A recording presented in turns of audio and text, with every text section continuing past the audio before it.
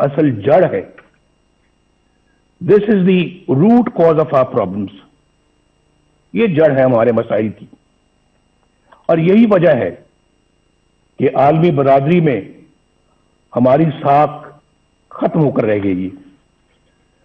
2018 کے انتخابات کے بعد متعدد ملکی اور غیر ملکی اداروں کی طرف سے انتخابی عمل کی شفافیت پر سوالات اٹھائے گئے. میں تو جیل میں تھا، لیکن خبریں مجھے سب ملتی رہی ہیں. بعض نے تو ان سیٹوں کی تعداد بھی بتائی جہاں دھاندلی کی وجہ سے نتائج تبدیل کر دیے گئے. ان حلقوں کی اتنی تعداد ہے کہ اگر ان میں دھاندلی کے ذریعے نتائج تبدیل نہ کیے جاتے تو بیساکھیوں پر کھڑی یہ حکومت کبھی بھی وجود میں نہیں آ سکتی تھی. آج قوم جن حالات سے دوچار ہے اس کی بنیادی وجہ وہ لوگ ہیں جنہوں نے عوام کی رائے کے خلاف نااہل حکمرانوں کو ملک پر مسلط کیا. انتخابات ہائی جیک کر کے اقتدار چند لوگوں کو منتقل کر دینا بہت بڑی بددیانتی اور آئین شکنی ہے. ہم چند روپوں کی خاطر ڈاکہ ڈالنے والوں کے لیے تو بڑی سے بڑی سزا کا تقاضا کرتے ہیں، لیکن عوام کے حقوق پر ڈاکہ ڈالنا کتنا سنگین جرم ہے، کیا کسی نے سوچا ہے؟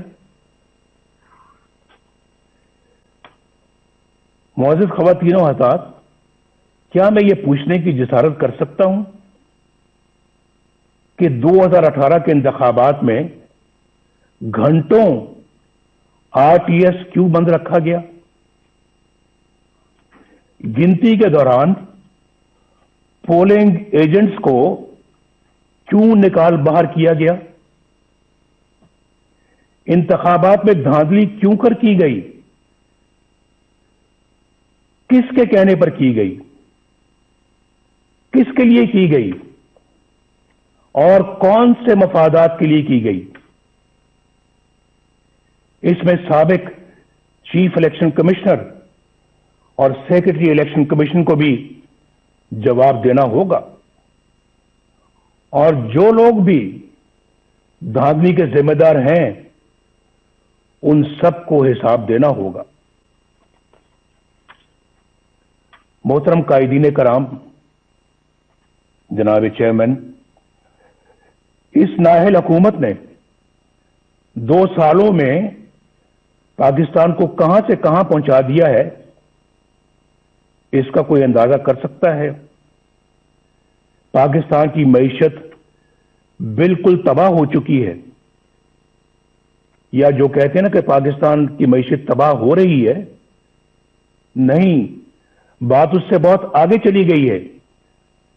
پاکستان کی معیشت بالکل تباہ ہو چکی ہے. 5.8% کی شرح ترقی سے آگے بڑھتا ہوا پاکستان آج 0 سے بھی نیچے جا چکا ہے.